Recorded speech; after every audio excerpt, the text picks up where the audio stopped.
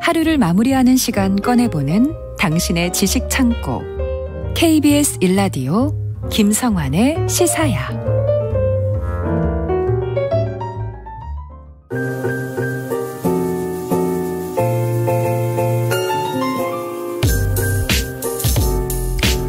흥미로운 미술 세계로 안내해드리겠습니다.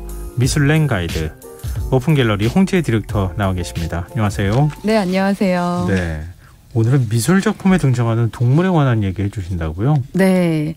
요즘에 동물 이야기들이 뉴스에 나오거나 하면요, 예전과는 많이 결이 달라진 것 같아요. 동물권에 대한 관심 굉장히 많아요. 네. 예전에는 뉴스에서 동물 이야기가 나오면 불법으로 동물을 키우거나 뭐 학대하거나 이런 이야기가 나왔는데 요즘에는 좀 다른 이야기들이 많이 보이더라고요. 최근에도 문재인 전 대통령이 기르던 풍산개 논란이 있었죠.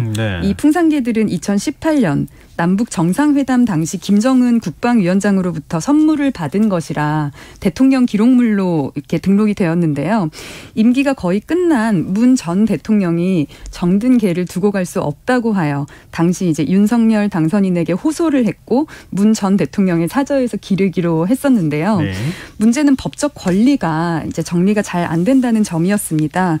대통령 재임 기간 중에 받은 선물은 동식물, 무생물 여부와는 상관이 없이 모두 대통령 기록물로 분류가 되는데요.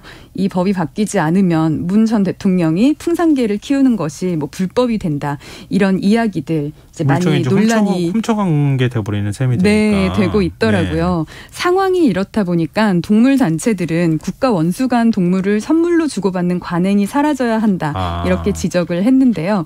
어쨌든 반려동물 천만 시대에 이런 논쟁이 발생했다는 것 자체가 안타까운 일인 것만은 분명해 보입니다. 근데 진행자님께서는 반려동물 키우시나요? 저는 반려묘를 모시고 있어요. 아, 그러세요. 네. 아, 그러시군요. 저와 왜 저 의외라는 식으로 그게 아니라 보십니까? 지금 공감의 리액션이었습니다. 그런가요? 네, 저도 모시고 있습니다. 그렇군요. 네. 네. 자꾸 와서 귀찮게 하셔가지고. 네, 저도 지금 12살 된 고양이 2마리를 이제 모시고 있는데요. 거의 이제 노묘가 되어서 그런 수준인데, 일하면서 반려동물 키우는 게 저는 쉽지는 않은데 그 이상의 정서적 안정을 주는 것 같거든요. 그러다 보니까 어느새 동물을 인간과 다름없는 가족으로 여기게 되더라고요. 제 경우에는. 아마 청취자분들께서도 경험에 따라서 공감하는 분들도 계시고 아니면 동물은 그래도 동물이지라고 하시는 분들도 계실 것 같은데요. 사실 요즘 MZ세대들 중심으로 제로웨이스트나 비거니즘 이런 문화 같은 것들을 보면 그들에게 환경 문제나 동물권이 기성세대와는 확실히 다르다는 생각이 듭니다. 그래서 오늘은요, 이제 앞에 좀 서두가 길었는데요. 동물이 등장하는 작품을 소개하면서 어디까지가 작품 표현의 자유로 허용될 수 있는가 이런 말씀을 좀 나눠보고자 합니다. 진행자님 혹시요, 저희 그동안 나눴던 이야기들 중에서 동물 등장하는 작품 혹시 기억나는 거 있으세요? 가장 인상 깊었던 작품 있죠. 네. 데미안 허스트의 상어. 그렇죠. 저희가 여러 번 얘기를 했어요. 그렇죠. 이 작품의 풀네임은 저도 늘 기억해내기가 어려운데요. 살아있는 자의 마음속에 있는 죽음의 육체적 불가능성. 너무 어려워요. 아주 어려운. 사실 이게 번역마다 조금 다르기도 해요. 저도 그냥 상어 작품 이렇게 부르는데요. 어쨌든 삶과 죽음의 그런 존재론적 사유를 작품에 표현해내는 것으로 유명한 데미안 허스트의 작품에는 유난히 동물들이 많이 등장을 하는데요. 우선 진행자님께서 말씀 주신 상어 작품. 포름 알데히드 용에게 상어 한 마리를 통째로 넣어서 모터와 함께 움직이게 한 겁니다. 물론 죽은 상어였고요. 호주에서 이 상어들의 사체를 공수를 해왔는데요. 이미 죽은 사체이기 때문에 크게 문제가 되지는 않았습니다. 그게 1991년의 작품이고요. 2년 후에는요. 마더 앤 차일드라는 작품에서 어미소와 송아지 이렇게 엄마와 자녀 이렇게 어미소와 송아지를 같은 방식으로 포름 알데히드 용에게 넣어서 등장을 시키는데요. 이번에는 이 소를 반토막으로 잘랐어요. 반토막요? 네, 그러니까 뼈와 장기가 고스란히 횡으로 반토막을 자른 거예요? 네, 이렇게 세로로. 그러니까 뼈와 장기가 고스란히 드러났겠죠. 근데 이때에도 사체를 사용했지만요. 워낙 시각적으로 충격적이어서 그랬는지 당시에 사람들이 동물학대라고 비난을 했습니다. 하지만 법적으로는 이미 죽은 동물의 사체를 활용하는 것은 법에 저촉되지는 않아서 문제가 되지는 않았는데요. 네. 근데 좀 의아한 것이 있어요. 뭐요? 프리즈 아트페어에서요. 이번에 지난 가을에 했던 네. 가장 인증샷으로 인기가 많았던 작품 중에 하나가 데미안 허스트의 그 만다라 같은 대형 원형 작품이었거든요. 네. 거의 2m 정도 높이가 되고 만다라처럼 이렇게 원형으로 동그랗게. 생겼는데 네. 사실 이게 가까이서 보면요. 실제 나비 수백 마리로 이루어져 있는 작품이거든요. 그것도 죽은 나비요? 네. 나비 색이 워낙 화려하잖아요. 네, 그렇죠. 근데 만다라를 보면 색깔별로 이렇게 원형이 이렇게 돌려져 있잖아요. 예. 그런 패턴인 거예요. 그래서 작품을 시각적으로 보면 정말 환상적이거든요. 근데 사람들은 와, 이 나비 진짜야 가짜야 하다가 가까이 다가가서 보고 어머 진짜야 정도의 반응만 하고 사진을 찍는데 정신이 없더라고요. 외려 이 나비들은요. 결과적으로는 죽어있는 채로 거기에 부착이 되어 있긴 하지만 네. 사실은 죽은 나비만을 공수해내기가 어렵기 때문에 아마 살아있는 나비를 잡은 것일 텐데 네네. 오히려 죽은 사체의 송아지에는 동물학대라는 논란이 있었고 이 나비에도 물론 그런 논란이 있었기는 하지만 상대적으로는 좀 적었다는 거죠. 지금까지 얘기 들으면 어떠세요? 아니요, 아까 우리도 얘기했던 것처럼 반려동물 얘기할 때, 네. 반려동물이 죽었을 때, 네. 그냥 일반 물건 취급한다. 원래는 그 쓰레기 봉투에 담아서 버리는 게 네. 원칙상으로 맞다. 이렇게 해가지고 논란이 굉장히 많았잖아요. 네. 근데 그거의 시각도 마찬가지 아닌가요? 어떤 죽은 면에서요? 동물은 네. 그냥 물건이라고 생각하는 그건 잘못된 것이다라고 사회적으로 얘기했다면 네. 소도 사실은 죽은 상태지만 네. 그 소를 반으로 갈라서 예술작품으로 만드는 게 맞냐는 논란이 뒤따를 수밖에 없는 것 같은데요. 네. 그것도. 그리고 나비는 더한 것 같은데요. 그렇죠. 그러니까 의아한 건 그거예요. 송아지, 소에 대해서 있는 그 논란에 대해서는 오히려 이해가 가는데 네. 나비는 보고 예쁜 거예요. 나비 쪽에 대해서는 그렇게 동물 학대에 대한 논란이 많이 나오진 않더라고요. 근데 그것도 사실은 네. 그렇게 많은 양의 나비를 잡기 위해서는 물론 이제 나비를 기르는 것도 있겠지만 네. 그렇게 화려한 색을 그대로 보존하면서 작품에 사용하려면 말씀하신 것처럼 틀림없이 살아있는 나비를 그렇게 잡았을 거거든요. 네. 그것도 엄격하게 보면 논란이 될 만한 가능성이 맞아요. 있어요. 네티즌들의 반응은 이렇더라고요. 네. 김모 씨는 저걸 욕하려면 산낙지도 먹지 말아야지. 생명을 예술로 승화시키는 게 더 낫다라는 사람도 있었고요. 네. 누군가는 똥파리나 모기는 수백 마리씩 죽이면서 나비는 예쁘니까 죽이면 안 된다는 거냐라면서 반박을 했는데요. 사실 여기까지 오면 저도 잘 모르겠어요. 그러니까 같은 동물이어도 척추동물 혹은 포유류 이런 것과 곤충에게 갖게 되는 느낌이 또 다르기는 하더라고요. 저마저도. 네. 그래서 제 경우에도요. 저에게 불편함을 주는 파리나 모기 등의 곤충을 잡는 것에는 사실 전혀 죄책감을 저는 못 느끼는 것 같거든요. 때로는 악의가 느껴지죠. 네. 그래서 저도 스스로 좀 이율배반적인 게 아닌가 반성을 하게 되는데요. 어류는 어떨까요? 어류. 진행자님 혹시 낚시 좋아하세요? 낚시해본 적 많죠. 예. 네. 물고기도 많이 잡았죠. 네. 그러고 보니까 제가 많은 물고기를 죽였다는 생각이 드는데요. 어떡하죠? 그러니까요. 오늘 질문이 마치 꼭 좀 추궁하는 듯한 그런 불편함이 느껴지실 것 같은데요. 예.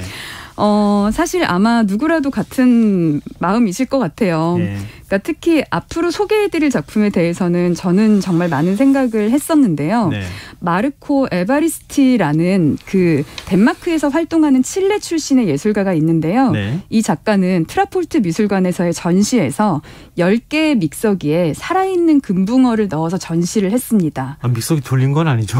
그리고 설마. 이 믹서기는 실제로 작동을 합니다. 전원이 꽂혀 있어요. 예. 그래서 누군가가 이 믹서기의 버튼을 누르면 금붕어는 형체도 없이 갈리게 되는 그런 구조였거든요. 예. 장치적으로. 예.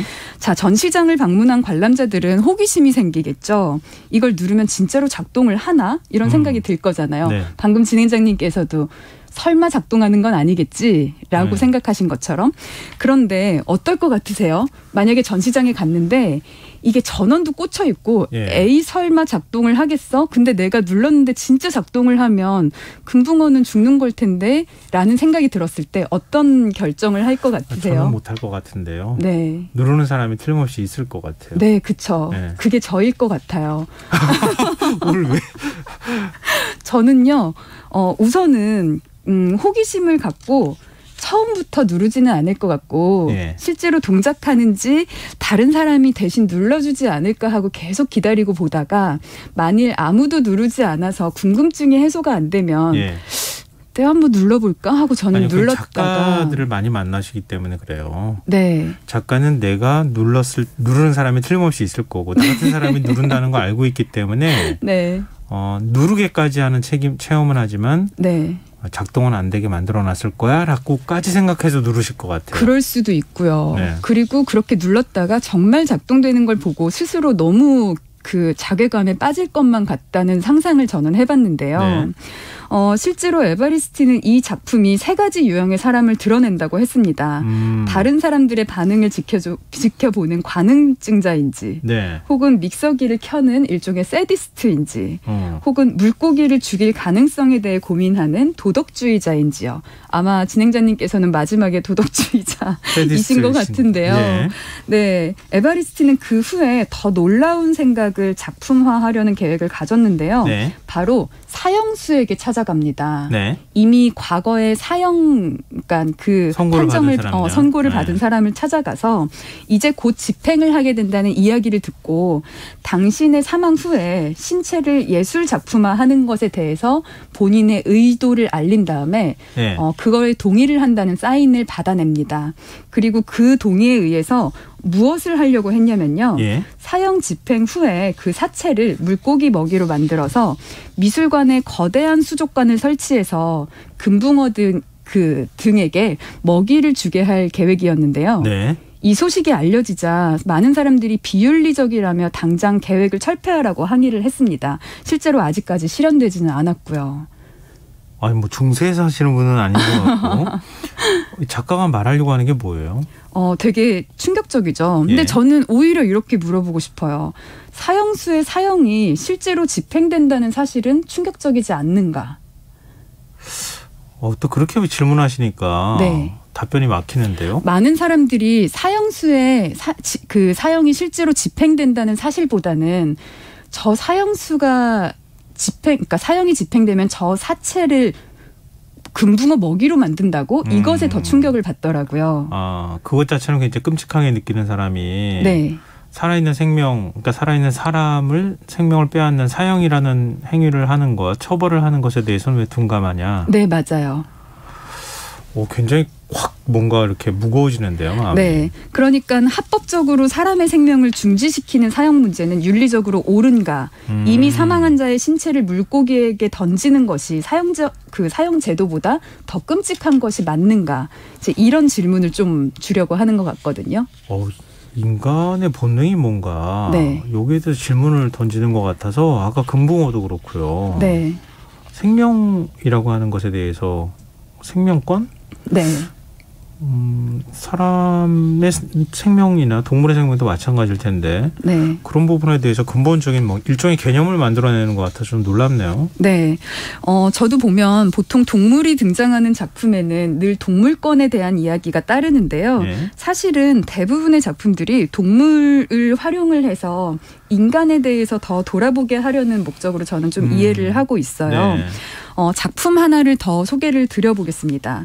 사실 나비든 물고기든 불편한 마음이 있기는 하지만 좀 덜 와닿는데요. 살 부비고 같이 사는 동물, 그 대상이 강아지라면 조금 더 많이 와닿으실 것 같아요. 코스타리카 출신의 예술가가 있는데요. 기에르모 베르가스라는 예술가이고요. 2008년 중앙아메리카 비엔날레에서 굶어 죽는 개라는 제목의 작품으로 전시를 하겠다고 밝힙니다. 이 전시하게 될 작품은요. 거리에서 굶어가는 유기견을 전시장에 묶어두고 굶어 죽는 개라는 제목으로 전시를 하겠다라고 밝혔는데요. 그 계획만으로도 난리가 났겠죠. 그렇죠. 사람들은 이 전시에 반대를 하는 반대하는 서명운동을 합니다. 그래서 베르가스는 계획을 바꾸죠. 예. 제 생각에는요. 계획을 바꾸는 것까지 계획이지 않았을까 싶은데요. 네네. 저는 그러면 계획을 바꾸겠습니다. 어떻게 하냐면 유기견 대신에 도살당할 개, 이미 죽음을 앞둔 도살당할 개를 사용하는 것으로 계획을 바꾸고 그 앞에 돕고 싶은 사람은 자유롭게 데려가시오라는 문구를 적어두게 됩니다. 예. 그리고 사람들이요 앞다투어 작가가 준비한 수십 마리의 개를 전시장에서 데려갔고요. 예. 이러한 시민들의 선의로 작품의 제목이기도 했던 굶어 죽은 개는 실제로 단 한 마리도 발생하지 않았습니다. 뭔가 따뜻한 얘기인 것 같은데 찜찜한데 뒤가 뭔가 더 있을 것 같은 느낌이 드는데요. 그렇죠. 제가 여기까지였으면 굳이 소개를 또 안 드렸겠죠. 작품의 스토리가 여기서 끝났으면 참 좋았을 텐데요. 수개월 후에 기묘한 현상이 일어납니다. 사실 너도 나도 그 개를 데려갔던 전시장에서 베르가스가 의미심장한 말을 남기고 돌연 전시를 종료했다고 하는데요. 네.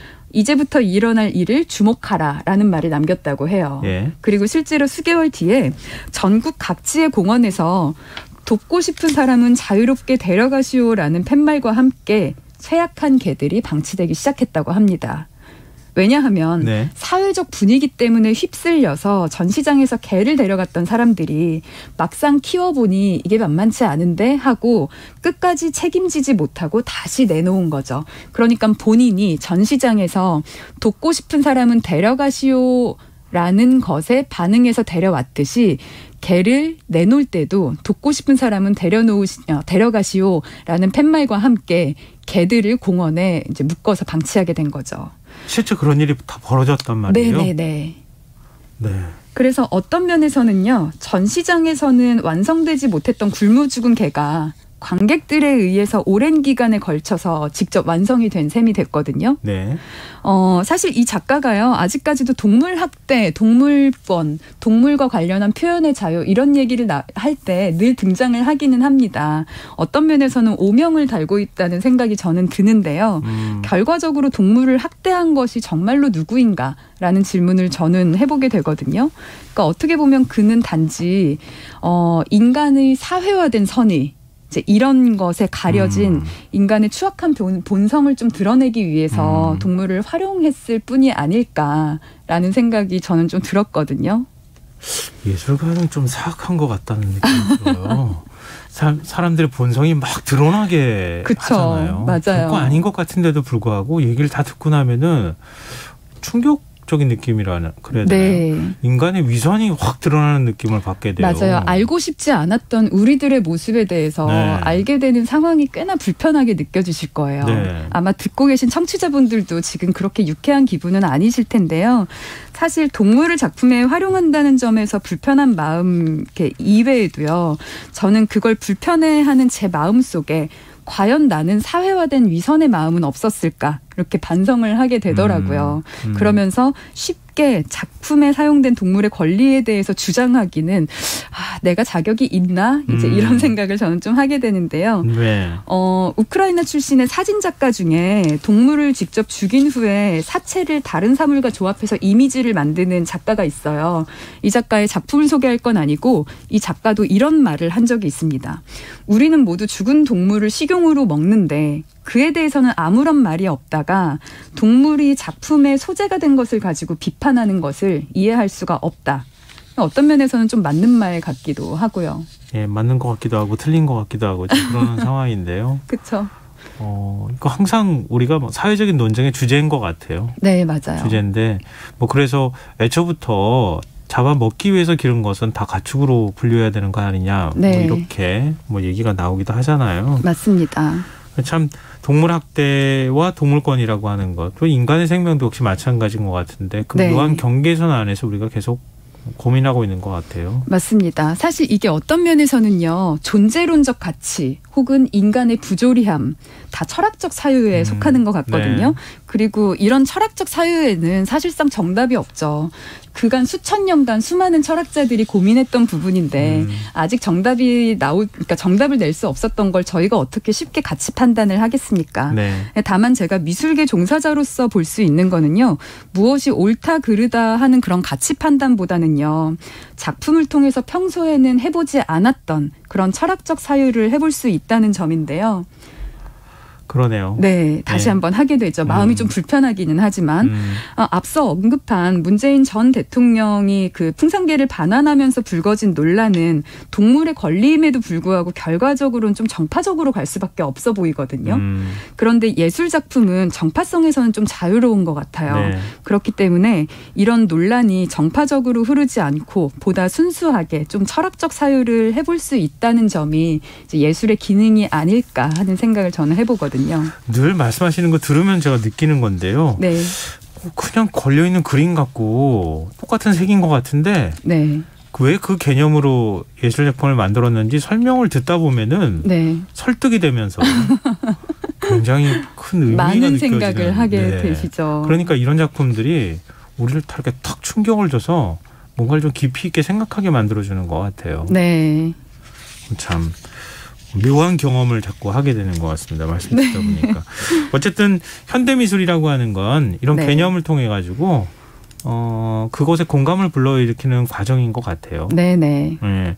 또 우리 그렇게 또 따져보면은 일단 어떤 생명윤리와 관련해서 미술계나 예술계에서도 어떤 기준 같은 거를 좀 만드는 노력도 좀 해야 되지 않나 싶기도 한데요. 네, 맞아요. 사실 이게 법적으로 제재할 수 있는 데는 한계가 있는 것 같기는 하거든요. 예. 그래서 말씀하신 것처럼 어떤 이제 그런 윤리적인 부분이나 이런 걸 좀 개인적으로 많이 갖고 있어야 될 것 같은데 이게 예술이 철학적 사유를 하게 한다면 동물은 어떻게 활용해도 좋다. 이렇게 또 말을 할 수는 없잖아요. 그리고 앞서 말씀드렸듯이 저도 동물을 가족처럼 키우고 있고 그리고 저도 사실은 베지테리언은 아니거든요. 어떻게 보면 저 또한 이중적인 모순을 갖고 있는 한 인간이기 때문에 옳고 그름에 대해서 강하게 말씀드리기는 어려운데요. 그래도 한 가지 법적으로는 좀 잘 개정돼야겠다 싶은 부분은 있어요. 이게 사실 제가 오늘 예술 작품에 대한 말씀을 드렸지만 요즘 인터넷에서는요. 동물을 도살하거나 학대하는 영상이 마치 그 눈요깃거리처럼 공유되는 거를 저는 종종 본 적이 있거든요. 네. 혹은 그렇게 했다는 기사를 보거나 네. 만일 누군가가 개를 도살하고 이것을 예술행위라고 주장한다면 어떻게 될까? 특히 예술가의 경우에는 자격증이 별도로 있는 건 아니잖아요. 네. 그러면 대면 호스트는 되고 고등학생은 안 된다. 뭐 이렇게 얘기를 하기엔 사실상 명백한 기준은 없어요. 그러다 보니까 어느 정도 동물보호법 이런 것도 좀 개정은 돼야 되지 않나 기본적인 수준에서라는 생각이 드는데요. 네. 사실 동물법이 만들어진 지 세계적으로 100여 년밖에 안 되었는데요. 예. 혹시 그 세계 최초의 동물법 누가 제정했는지 아세요? 아니요. 잘 모르겠는데요. 모르세요? 네. 정답은 히틀러거든요. 히틀러가 동물법을 제정했어요. 네. 아, 그것도 참 예술적이네요. 네. 그렇죠. 인권에 대해서는 무자비했던 사람이 동물권을 주장했다니 이 또한 모순인데요.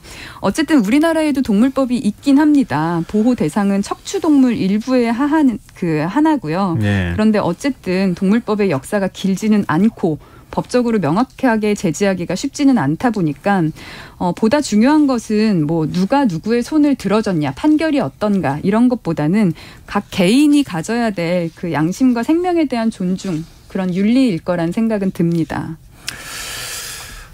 누군가의 죽음을 통해서 우리가 생명을 유지하고 있구나 하는 생각을 좀 새삼스럽게 하고 있고요. 네. 그 죽음이라고 하는 걸 어떤 의미로 우리가 받아들이면 좋을까. 네. 철학적인 시간이었던 것 같은데요.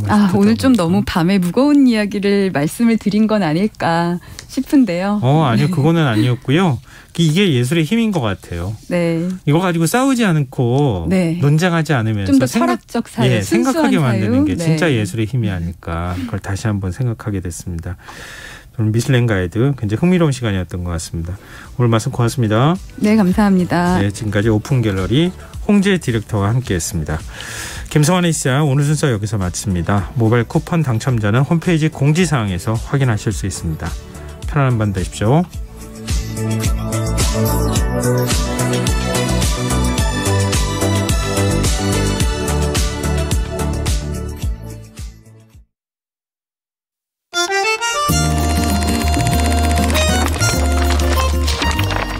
이다혜의 영화관, 정여울의 도서관.